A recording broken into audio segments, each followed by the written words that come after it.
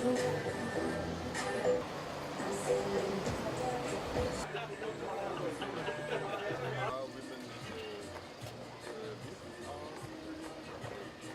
you know that Fiji, of course, now has the presidency of COP23 going into November, and we do need to be able to demonstrate to the rest of the world that we are actually serious about our environment, because it does have an impact not just on the land itself, where you actually, aesthetically, it's not pleasing to see all this rubbish, particularly these plastic bags flying around, but also it causes huge environmental damage too, by clogging up our waterways, etc. This morning, the Honourable Prime Minister actually launched the plastic bag levy initiative at the RV Hotel supermarket in 4 miles, where we had the tie-up, as we stated in the budget announcement, with many different women's organizations. So we understand that the Power Women's organization was there, where they themselves actually sew bags, which we can use as an alternative to plastic bag. These bags, of course, unlike plastic bags, are actually reusable. But the beauty about this, of course, it provides a source of new income to these women who actually sew these bags. So I would encourage the Fuel Retailers Association to also meet up with these organizations through the Ministry of Women. There's various ways of coming up with these bags and the quality of that.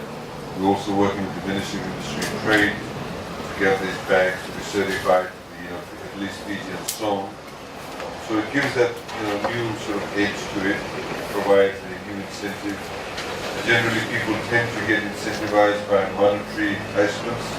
In this particular case, it's the monetary disenticement, where you actually have to pay the 10 cents.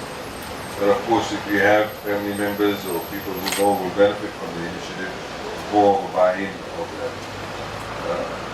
I think it's quite trite to actually talk about the other impacts of it, but the reality is all of us do know that plastic bags do cause a huge harm to it. But I think one thing I wanted to mention is that it's a question of values too. There's so many times that you actually maybe in your car, sitting behind another car, sitting behind another bus, or just walking down the street, people finishing off their packet of Christies or packet of beans or whatever it is, unconsciously or subconsciously, they actually don't care about it. They just finish it, they just put it down or throw it on the ground.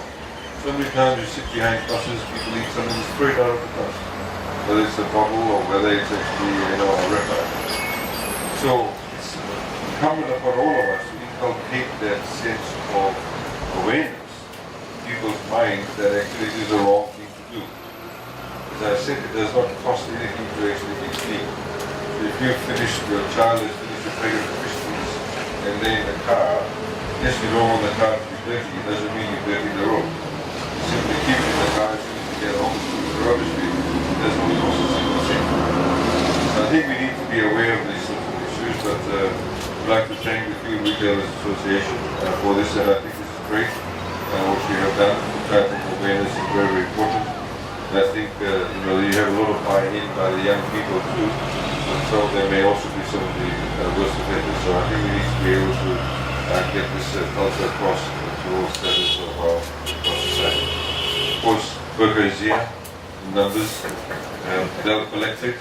But I think that the point is that as we pass the law in Parliament, we have said that any levy that's collected through ECAL, which is the Environmental Climate Adaptation Levy, which is ECAL, all the funds that will be collected from it will actually go towards any environmental climate change.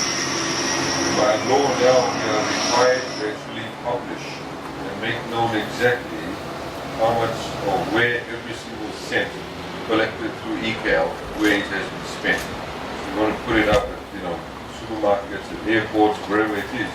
People walk by, they can see, okay, this, they collected $80 million through ECAL, and it's gone, here, it's gone to somewhere, it's gone to the Ministry of Environment, Ministry of Environment.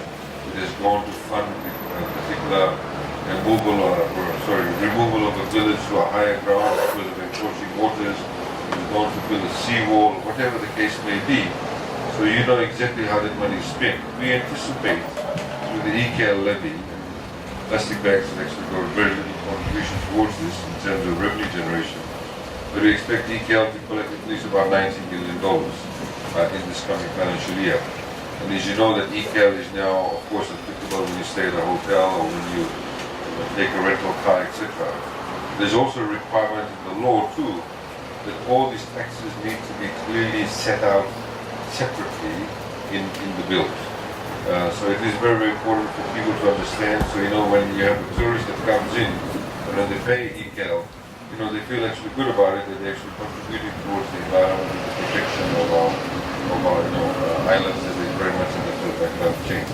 So with those few words, congratulations once again, and thank you for the invitation. We look forward to, of course, working together with you, and let's hope that we don't make that much revenue from plastic bags because we want less people to use it. So not a revenue generation per se from the plastic bags, but actually a incentive for people to use bags other than plastic bags. Thank you very much.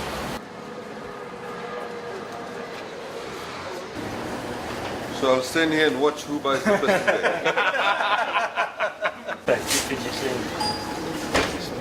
Bring it back.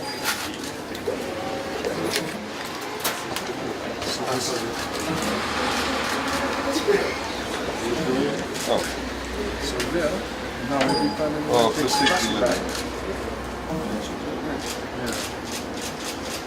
That's good, man. Miss Fugger, there you go.